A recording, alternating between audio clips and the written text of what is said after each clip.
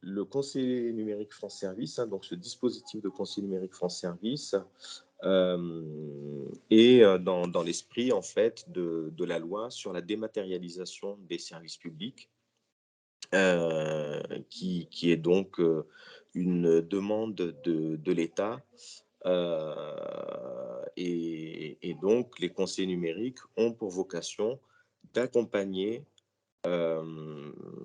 vers cette dématérialisation des services publics, les publics qui sont éloignés du numérique. C'est-à-dire que ce sont des personnes qui soit n'ont pas d'ordinateur chez elles, ou soit n'ont pas de smartphone, et puis surtout n'ont pas de connexion Internet. Hein, voilà, il faut ces trois conditions pour qu'on parle d'un public éloigné du numérique. Et c'est vrai que là, on touche à une très grande partie de la population française. Sur Mayotte, c'est encore beaucoup plus important, puisqu'il faut savoir que avec le taux de pauvreté que nous avons sur le territoire, pratiquement 80% de la population qui vit sous le seuil de pauvreté, l'accès en fait à ces outils est rendu beaucoup plus difficile, en tout cas à un coût important. Et c'est vrai que du coup, beaucoup de personnes se retrouvent par conséquent en situation de fracture numérique, hein, ou éloignées du numérique. Alors, donc le conseiller numérique France Service, il a donc, ou elle a en tout cas, ça peut être une conseillère évidemment, euh, euh, il a pour mission d'accompagner bien sûr dans la réalisation des démarches administratives en ligne. Ça, c'est déjà une chose. Mais au-delà de ces démarches administratives en ligne, il y a aussi une deuxième mission qui est tout aussi importante, qui est de contribuer au développement d'une culture numérique sur le territoire. Et ce deuxième volet est très important également. Ça veut dire qu'on ne répond pas seulement aux besoins immédiats, je dirais, de pouvoir réaliser un service public en ligne. On va au-delà, c'est-à-dire vraiment cette intention de diffuser une culture du numérique sur l'ensemble du territoire. C'est dans ce cadre, en tout cas, que s'inscrit la formation des conseillers numériques France Service.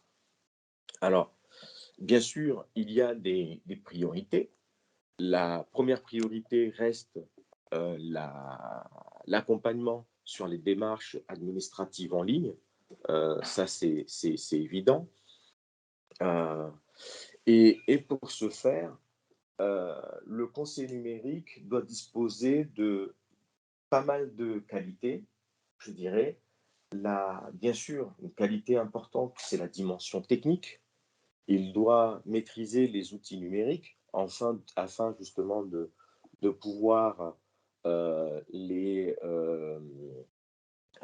comment dirais-je, de pouvoir former les personnes dans une relation qui peut être une relation individuelle, mais ça peut être aussi dans une relation collective. Euh, C'est-à-dire que le conseiller peut être amené à former une personne à la fois, accompagner donc une personne à la fois, mais aussi être capable d'accompagner un groupe de personnes dans l'acquisition des compétences euh, des différentes plateformes administratives en ligne. Alors, lesquelles plateformes, hein, les plateformes les plus importantes, bien sûr, qui sont connues, ce sont les sites, bien sûr, de Pôle emploi, par exemple, les sites de la caisse d'allocation familiale, les sites des impôts, puisque bientôt on va arriver dans la phase de déclaration des impôts. C'est aussi pour des parents suivre l'évolution de la scolarité de leurs enfants avec des outils d'espace numérique de travail. tels que Pronote et d'autres, bien évidemment. Voilà, je dirais, ce sont, bien évidemment, n'oublions pas, bien sûr, le site de Amélie aussi, hein, pour, la sécurité sociale. Voilà, ce sont toutes ces grandes plateformes, que le conseiller numérique doit maîtriser dans, leur ensemble. C'est-à-dire, ben, lorsqu'une personne vient et qu'elle n'a jamais été, inscrite sur, amélie.fr, donc le site de la sécurité sociale, à ce moment-là, la démarche, c'est d'accompagner, le bénéficiaire à s'inscrire sur le site. Heu, Peut-être qu'au préalable, il faudra lui créer une adresse mail, parce que peut-être que la personne n'a pas d'adresse mail. Dans ce cas-là, il faut d'abord un atelier sur la création et la gestion des adresses mail et puis, se connecter, apprendre à s'inscrire, à se connecter, à s'inscrire sur, le site de amélie.fr. Donc c'est toute une démarche, hein, qui doit se faire au pas à pas, dans cette optique que, la personne doit être, à l'issue de ces ateliers, complètement autonome, pour réaliser les démarches sur les plateformes administratives en ligne. Alors, à côté de ces grandes plateformes, il y a aussi, bah, des plateformes, qui nous concernent beaucoup plus, localement. Ça peut être, par exemple, heu, le site de EDM pour payer sa facture d'électricité. Ça peut être également, le site de la SMAE pour payer sa facture d'eau, et cetera. Et c'est vrai que là, il y a des conséquences immédiates. C'est-à-dire que, ben, quand on évite aux personnes d'aller, attendre, pendant, des heures et faire la queue pour aller payer leurs factures, heu, grâce aux compétences qu'elles ont pu développer à travers les ateliers, de médiation numérique, bah, c'est un vrai succès. C'est un vrai succès. Moi, je me rappelle notamment d'une dame, qui est née donc en 68 et qui, était venue nous voir, en tout cas, d'abord en distanciel puisqu'on était, pendant la période de confinement. On a fait le pari de l'accompagner en distanciel, dans l'acquisition de ces compétences-là. Cette dame, à l'issue de cet accompagnement, nous a dit: «Mais vous savez, vous me faites gagner non seulement du temps, mais vous me faites surtout économiser beaucoup d'argent en tant que demandeur d'emploi». Pour elle, partir de Bandélé jusqu'à, Kawéni pour effectuer ces démarches-là, ça a un coût, ça a un coût évidemment à l'aller comme au retour. Et ben là, elle pouvait depuis chez elle, heu, effectuer ces démarches en ligne, économiser du temps et surtout économiser de l'argent. On a parlé tout à l'heure de la précarité qu'il y a sur notre territoire. Et ben, quand on peut faire économiser ne serait-ce que 1 € aux personnes, c'est toujours 1 € de pouvoir d'achat, qui est gagné et qui du coup, ben, hem, l'accompagnement prend une dimension, différente.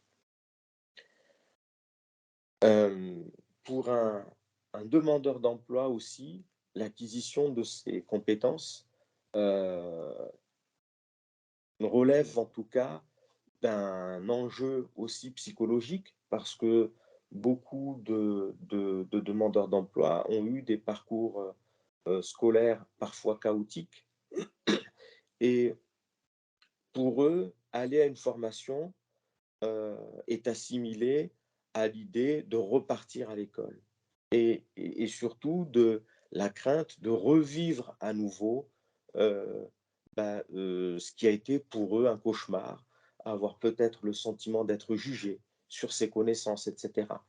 Dans l'esprit de ces ateliers, en tout cas menés par les conseillers numériques, il n'y a pas de jugement.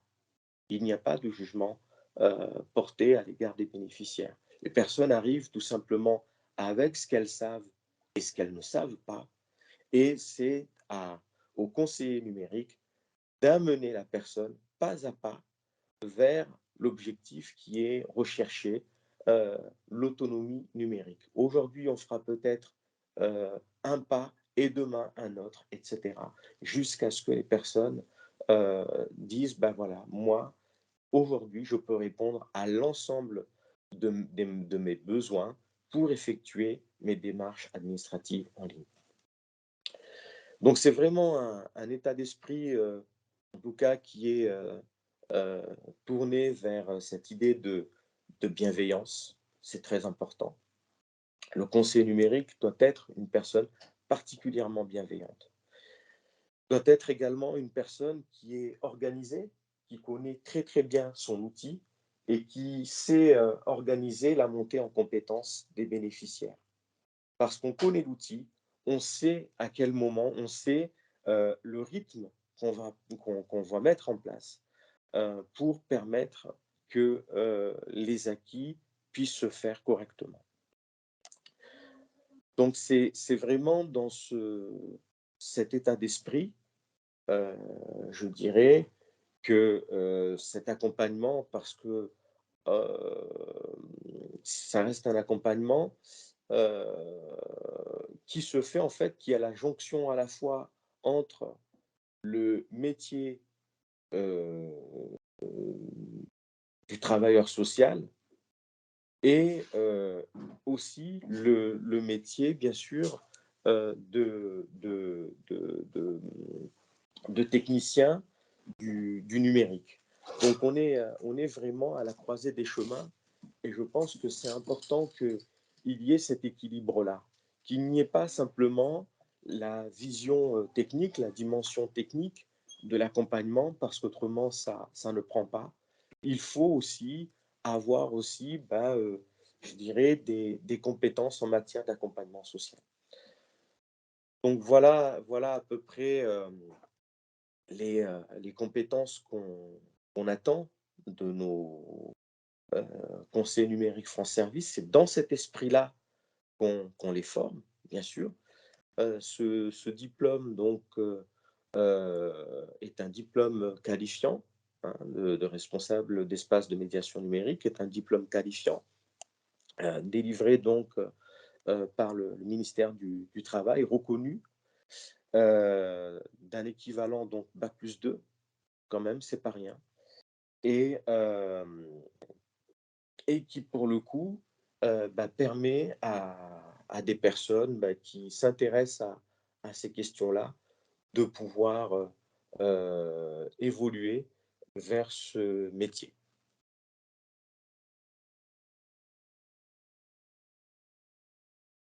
Alors, pour ma part, moi-même, donc, j'ai été formé, je dirais, en intelligence économique et communication stratégique. Et c'est là où j'ai pris toute la dimension du numérique, je dirais, dans notre quotidien. Je l'avais pas mesuré, j'avais pas mesuré que c'était aussi important, en tout cas que cela allait prendre de l'ampleur. On m'avait parlé dans ma formation que on était au niveau européen, pardon, on avait pris le chemin vers la société de l'information. Mais je comprenais pas, qu'est-ce qu'on entendait par société de l'information? Qu'est-ce qu'on entendait par société du numérique? Aujourd'hui, en 2022, nous y sommes. Nous y sommes. Heu et cette société du numérique, exige également qu'on ait des personnes qui soient formées dans ce domaine du numérique, dans ces champs du numérique. Parce que finalement, ce numérique est, partout. Et comme je dis à mes conseillers numériques France Service, je leur dis: OK, aujourd'hui, heu, vous êtes formés à accompagner dans les démarches administratives, mais quand vous regardez ce que vous apprend, en tout cas les compétences que vous développez à travers vos formations, vous pouvez demain tout à fait changer de métier puisque vous apprenez à faire de la veille. Ça veut dire que demain, vous pouvez tout à fait être embauché dans une structure en tant que veilleur. Heu, Vous savez, maîtriser le fonctionnement des réseaux sociaux. Demain, vous pouvez, faire le métier de community manager,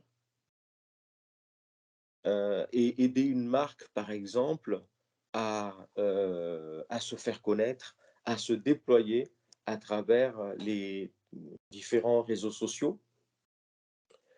Donc, c'est un champ qui est extrêmement vaste, et je dirais que chaque jour,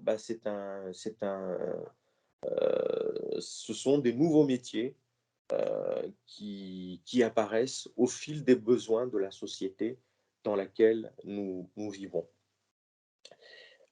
Nous avons par exemple, heu, la possibilité parce que quand on parle de médiation numérique, qu'est-ce que c'est? C'est tout simplement la capacité à apporter une solution numérique à un problème donné. La dernière fois, on avait fait donc du consulting, heu, auprès des entreprises parce que ça aussi, vous pouvez le faire avec ces compétences-là. L'entreprise, c'était une entreprise donc de restauration qui avait la difficulté, suivante, c'était que, ils n'avaient que 2 lignes, heu, téléphoniques, enfin pardon, 2 oui c'est ça, 2 appareils téléphoniques pour une ligne et que dès que la ligne était saturée, ils perdaient des opportunités de commande. C'est-à-dire que les personnes appelaient pour, commander, leur repas mais puisque la ligne était occupée, du coup, ils n'allaient pas au bout de leur commande et on avait chiffré que pour cette entreprise, les pertes s'élevaient à plus de 86 000 € l'année, ce qui est quand même énorme, ce qui est quand même énorme. 86 000 € de pertes parce que, des, commandes n'ont pas pu aboutir parce que les lignes étaient occupées. Et la solution technique qui a été proposée, c'était à ce moment-là de, créer des lignes, heu, virtuelles en fait, tout simplement avec le numérique, de créer des lignes virtuelles qui pourraient passer dans n'importe quel téléphone disponible. Pourvu qu'on ait des appareils, on peut en avoir 10, 15, mais la ligne n'est plus jamais saturée. Et on a proposé en plus donc de ces lignes, virtuelles avec le même numéro, on a proposé en plus de créer un parcours client. C'est-à-dire que quand, les personnes appellent le restaurant, on leur dit: «Bah, voilà, bienvenue au restaurant Trucmuche, pour, le service client, enfin pour les réclamations, enfin pour passer commande, tapez 1, pour passer, pour une réclamation, tapez 2 et cetera». Ce qui permet de libérer la ligne des commandes, uniquement aux personnes qui appellent pour passer commande. Et les autres personnes qui appellent pour autre chose, à ce moment-là, sont redirigées vers un autre chemin. Donc on libère complètement la ligne des commandes et les opportunités, bien sûr, de commande. Donc là, clairement, on apporte cette solution numérique à un problème, technique, à un problème immédiat, donc rencontré par l'entreprise. C'est ça la médiation numérique, de manière générale. Et donc là, il y a, des opportunités qui sont immenses, immenses, et qui, parce qu'on va nous, bien former nos conseillers numériques, nos responsables d'espaces de médiation numérique, on va leur ouvrir les chemins des possibles en leur faisant connaître tout un tas d'outils numériques pendant leur formation. C'est ça aussi et de régler différentes problématiques numériques, c'est ça qui va aussi contribuer à faire demain d'excellents consultants, en médiation numérique. Donc, vous voyez que les possibilités sont très importantes euh, et, et, euh, et les compétences bah, sont très larges également et que bah, pour peu qu'on s'y intéresse, il y a là en tout cas beaucoup d'avenir puisque nous ne sommes que, je pense, au début de l'ère numérique. Alors, vous avez différentes formations qui existent, hein, je dirais, selon les besoins des uns et des autres. Euh, Vous avez bien sûr les différents BTS, notamment le BTS SEO, pour ceux qui s'intéressent aux dimensions, je dirais, beaucoup plus techniques du métier. Pour ceux qui s'intéressent en tout cas à la partie développement, hein, développement d'applications, développement de sites internet, etc. Il y a bien sûr ces possibilités-là. Vous avez également le bachelor qui est aussi proposé à la CCI, euh, notamment bah, ce bachelor en stratégie digitale, qui est donc la suite hein, du BTS euh, en, en, en NDRC, numérisation, enfin, pardon, oui, c'est ça, numérisation et digitalisation de la relation client. Euh, voilà, et puis des opportunités de continuer par la suite vers des masters dans ces domaines-là ou des écoles d'ingénieurs. Euh, voilà, les possibilités ne manquent pas et je pense que sur Mayotte, en tout cas à la CCI, nous avons pas mal d'opportunités en ce sens. Alors, est-ce que vous avez des questions à ce stade?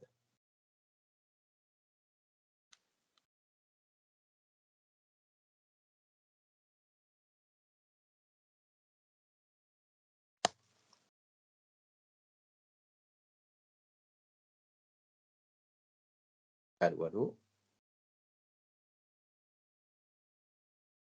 Pas de questions?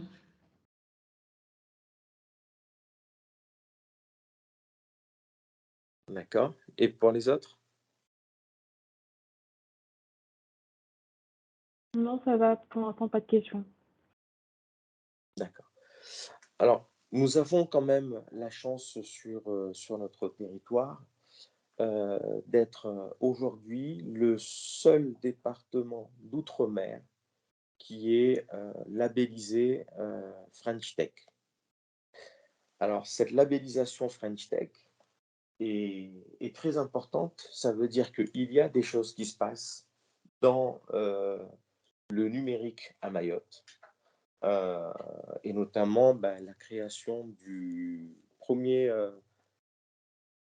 data center, c'est-à-dire que c'est un centre en fait qui va héberger des données numériques pour les entreprises notamment, mais pour les organisations, les institutions de manière générale.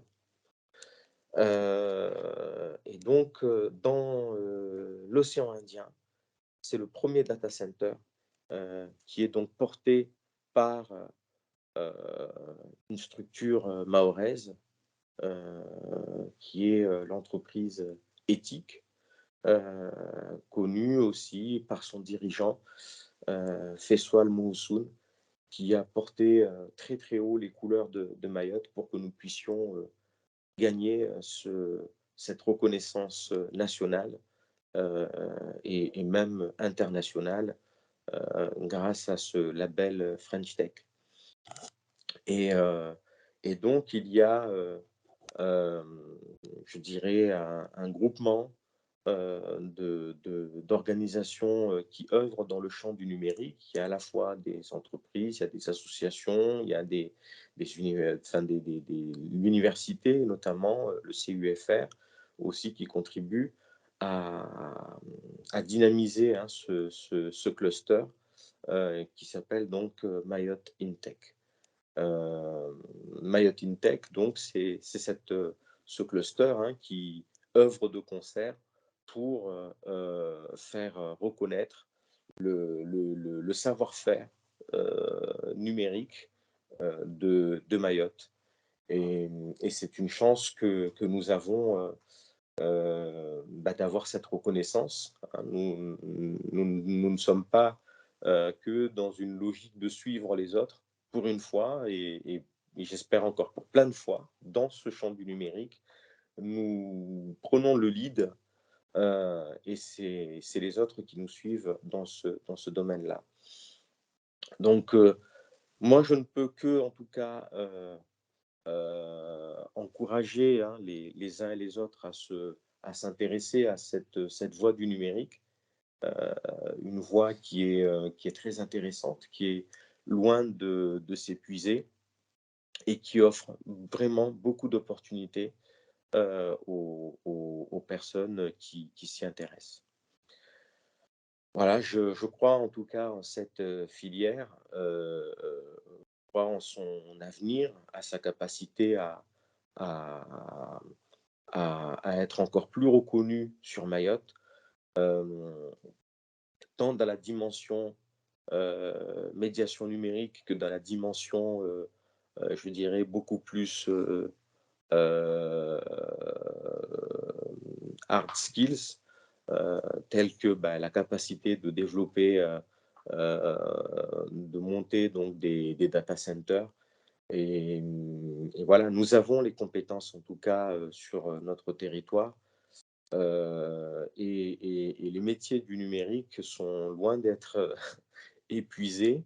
Euh, et je pense que voilà, il y a largement de la place pour ceux qui s'y intéressent. Voilà.